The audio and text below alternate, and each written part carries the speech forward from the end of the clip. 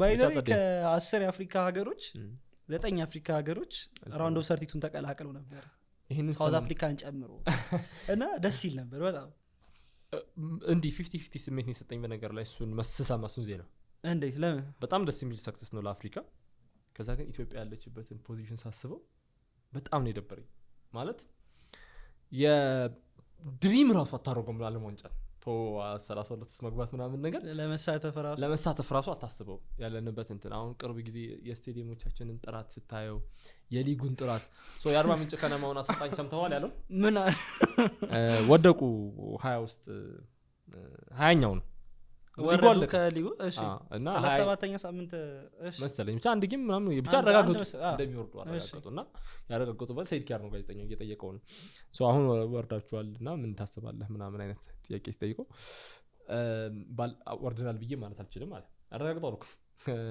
ምክንያቱም ባለፈው 4 ቲም ይወርዳል ተብሎ አልወረደም ፌዴሬሽኑ እንዴት አሰራሩን ስለማናውቀው አሁን ወርዳችኋል ቢባል ወርደናል ማለት አይቻልም ማለት እኔ ጭንቅላታቸው እንዴት እንደሚሰራ እኔ ግርም ነው የሚለኝ ማርያም እኔ እንደዚህ የኢትዮጵያ ፕሪሚየር ሊግ ላይ ምን ይለኛል ቢያንስ እኮ ዲስቲቪ ላይ ይተላለፋል ያለ አሰልጣኝ አለ ስለ ዳኒስ ሲወራ እንዴ ዲስቲቪ ላይ እኮ ይተላለፋል እኮ ለምን ዲስቲቪ ያደርጉት ሲል ትዝ ይልሻል እውነቱን እኮ ምክንያታቸው እኔ በቃ የብሔራዊ ሊግ ቪዲዮዎች ዝም ብለው በስልክ የተቀረጹ ምናምን ቪዲዮዎች ስታይ ማለት ነው የሚገቡት ኦፍሳይድ ጎሎች ምናምን ማለት ነው በጣም ነው የሚያነፍሩት በጣም ብቻውን እዛው ለብቻው ቆሞና ይደርሳል ኳስ ይገባል እና ላይክ ኳሊቲ ምናምን ወፍ ኳሊቲ እንዴ መሰለ በአንድ በኩል ስትው ለምሳሌ ከ10 ሀገሮች ከተሳተፉት 9ኞቹ አለፉ ሲባል 10 ስፖርት ነው የተፈቀደው ለአፍሪካ ሀገሮች ከተሳተፉትም ደግሞ ምን ያክል ጠንካራ መንገድ እየሄዱ እንደሆነ የምታውቁ አፍሪካ ሀገሮች 9ኙ ሲያልፉ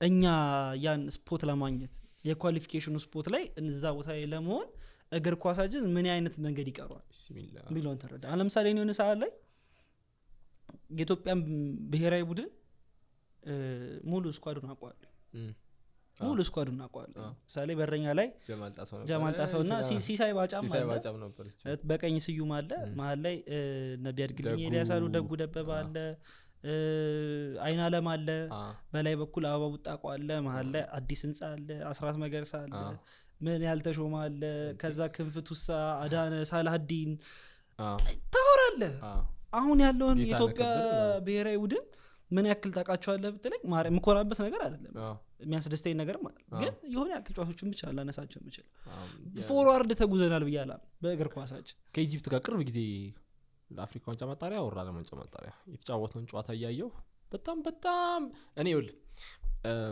አንዳንዴ በጣም እደበራለሁ በአገሬ በጣም ማለት ነው ላይክ ያለንበት ሲሽማ በጣም እዝግና ክረምት ይመጣና ኢትዮጵያ ኳስ ተጫወት ናሽናል ቲም ፈንቅሎ ይወጣል እንዴ ላይ ሀገር ፍቅር አለው እንዴ ማምን በጣም ነው በቃ ስሜት የሚያደርገኝ ማለት በጣም ነው ክረምት መወደው በጣም ነው እንትን ብለው የኢትዮጵያን ኳስ ሳይ መበሳጨው ማለት ነውና 3 ፓስ ሳያደርጉ 10 ምናምን ደቂቃ ያልፋል ታውቃለህ ማለት እኔ ላንተ ሰጥቼ አንተ ለኔ ስትመልስ ይበላሻል ኳስ እንዴ ከዛ ምንድነው የቸገራቸው ነገር ማለት ለምንድነው አሁን የኳስ ይተበል ግራ ይገባሃል ማለት አጠገቡ እንደዚህ አጠገቡ ሆኖ ልጁ ይጠልዟል ወደዛ እና አይገባኝም ጭንቅላት ውስጥ ምን እንዳለ እና ከዛ በፊት የሰሩት ድሪል አይገባኝም ምን አይነት ትሬኒንግ ቢሰሩ ነው ይሄን ያሳሰባቸው እንዴት እንደዚህ መጣ እውነት አሁን የእንትን ቴንሃግ ዩናይትድ እያለ መንሱር መሰለኝ ያለው እኔ ትሬኒንግ የሚሰሩ ማይመስለኝም ልጆች የማይሰራ ቀን ይገናኝ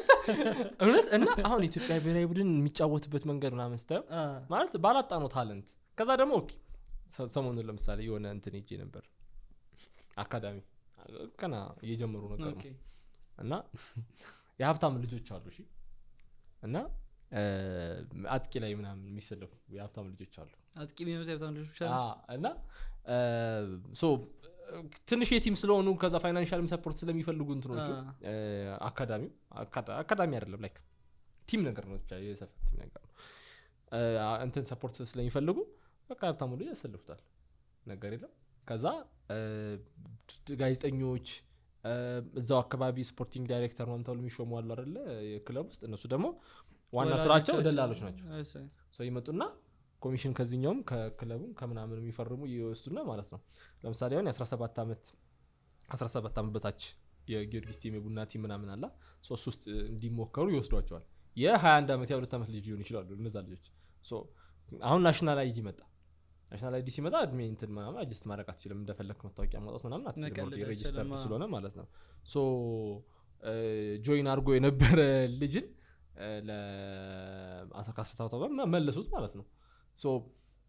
ከዛ አጀስት ሊያደርጉ ድጋሚ አስበው እዚህ ውስጥ ምን እንዳለ። ኢትዮጵያ ከ21 ዓመት በታች ኦር ከ17 ዓመት በታች ምናምን ትወዳደራለች። እነዛ ልጆች 20 ዓመት 22 ዓመታቸው ምናምን ቢሆን ብላ አስብ። ሄደው የሚገጡት የ17 ዓመት የሞሮኮን የ17 ዓመት በታች የናይጄሪያን ቲም ነው። እነዛ 17 ዓመት በታች የናይጄሪያ ቲሞች የምድርም ከ17 ዓመት በታች ናቸው። ኦኬ እዛ ውስጥ ያድጋሉ። ለ18 ለ21 ዓመት በታች ምናምን ያድጉና ለናሽናል ቲም ኦር ለትልቁ ክለብ ይጫወታሉ። የኛዎቹ በዛ ፕሮሰስ ውስጥ እኩል አድገው ለዋናው ቲም ሲደርሱ 28 ዓመታቸው ነው ኦሬዲ እየጨረሱ ገብተዋል። ከፍሬሽ ከ20 ዓመት ልጅ ጋር ነው የሚጫወቱት ማለት ነው። ከዛ ደግሞ የትኛውም የአፍሪካ ቡድን ላይክ አሁን እንትናው በከር ገብቶበት የነበረው ክለብ የደቡብ አፍሪካ ክለብ ማሜሎዲ ሰንዳውንስ ምናምን ነገር አልጄሪያም ግብጽ ምናምን የተሞከሩ ልጆች ነበሩ የኛ ልጆች። ከጨረሱ በኋላ አሁን የሄዱ ልጆች ነበሩ እና ሳላዲን ሰይድ ምናምን ጊዮርጊስ ካበቃለችው በኋላ ነበረ ወደ ግብጽ የሄዱት እነ ሽመልስ በቀለ ምናምን ነገር። እኛ ሸሜ እንደውም ተጫውቷል ከሌሎቹ በአንጻራዊነት ነው አንበል ራሱን ይጫወትበት አጋጫዎች ነበር ሊግ ነበር። ፍሬሽ ልጅ ግን አንልክም ገባ 16 ዓመት ልጅ አንልክም። ከ16 ዓመት ልጅ ገና አካዳሚ እየታገለ ነው ደላላ እስኪያገኘው ማለት ነው ገብቷላ።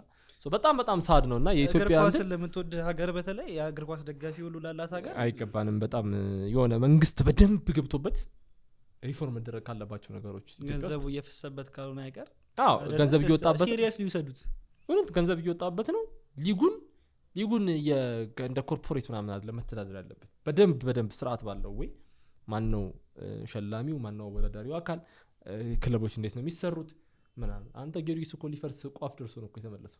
እኔ ባይዜ በጣም ነው ያዘንኩት እውነት በጣም ማርያም በጣም ያሳዝን። ይሄን አይነት የእግር ኳስ ታሪክ ያለው ክለብ እንደዚህ ጫፍ ዳር ደርሶ መመለሱ በጣም ይገርማል። ዋለ የሆነ ሰዓት ላይ ለተጫዋቾች ግዢ ከጊዮርጊስ በላይ ገንዘብ የሚወጣ ክለብ ራሱ አልነበረም ትዝ የሚልሽ።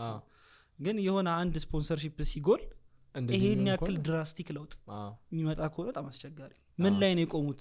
አሁን ለምሳሌ የክልል ክለቦች ከክልል በጀት ላይ ለእግር ኳስ ክለቡ ተብሎ ይቆረጣል። አስበው ማህበረሰቡ ግብር ከሚከፍለው ላይ ተቆርጦ ነው የሚጮቱት እነዚህ ክለቦች ማለት እና ምንም ግን እንትና አይሰጧቸውም። በቃ መልሰ የምታመጣው ነገር መኖር አለበት አትሊስት። እና ደግሞ እንደዚህ ያወራንበት እኔ ከልጅነት የጀመሩት እዚህ ይለኛል ኢትዮጵያ እግር ኳስ እንደዚህ ገብቶ በዚህ ወጥቶ ምናምን ነገር ሲባልና መራበድ የምንፈልግ ከሆነ ወደፊት ስርዓት መኖር አለበት ብዬ በጣም ስርዓት መኖር አለበት። ላይክ ኢትዮጵያ የሆነ የነገሯ ሪፎርም እየተደረገ ከሆነ የሆነ ነገሯ እየተስተካከለ ከሆነ በስርዓት ደረጃ አንዱ ትልቅ ኢንቨስትመንት ነው ኳስ አይደል? ትልቅ ገቢ ትልቅ የዶላር ተጫዋች እኮ ኤክስፖርት እኮ ይደረጋል። ሰው ኤክስፖርት ይደረጋል እና ዶላር ነው የሚያመጣልህ ልጁ ማለት ነው። እና ልክ እንደ ሩጫችን ምናምን ነገር ሊታሰብ ይችላል። እንደ ቡና እንደ ወርቅ ምናምን ሊታሰብ የሚችል ነው የሰው ምርት ማለት ነው። ባልጠፋ ታለንት በየሰፈሩ ያሉ ጩጬዎች የሚኖራቸው ታለንት ሌላ ነው። እዚህ እንኳን እንትን ባይሆን ከአካዳሚዎች ጋር ተነጋግሮ ኦር ለምሳሌ የማንቸስተር ሲቲ አካዳሚ መጥቶ ነበረ አይቶ ምንም ፕሮግረስ አላደረገም። ዜና ከተሰራ በኋላ ጠፍተዋል ነገር። እነ ፔሬዝ ምናምን የሆነ ጊዜ መጥቶ ነበር አይደለ ኢትዮጵያ ይመጣሉ ምናምን ነገርና እንደዛም አይነት ኮኔክሽን ተፈጥሮ ለምሳሌ ከአቡዳቢ ጋር ምናምን ያለን ግንኙነት አሪፍ ነው። የማን ሲቲ እንትን አካዳሚ ምናምን ነገር የሆነ ኢንፍራስትራክቸር ወይ የሆኑ ልጆችን ወስዶ እዛ ማሰልጥ እንዲሰለጡ ማድረግ ነው። ለምሳሌ አንድ ዲለን ፔጅ መጥተዋል። ለምሳሌ ባለፈው በቲክቶክ አንድ ልጅ አሳየ። አሁን ቅርብሳ ቦልተን ተፈቀደለት አካዳሚ እንትን አያለክ አንድ ቲክቶከር መጥቶ ይሄን ያለ ኢንፍሉዌንስ ማድረግ ከቻለ ይቻላል። የመንግስታት ግንኙነት ምናምን ተፈጥሮ መስራት ያለበት ነገር ይመስላል። ሆድ ነው የሚበሰኝ በእናትህ በቃ እንዝለ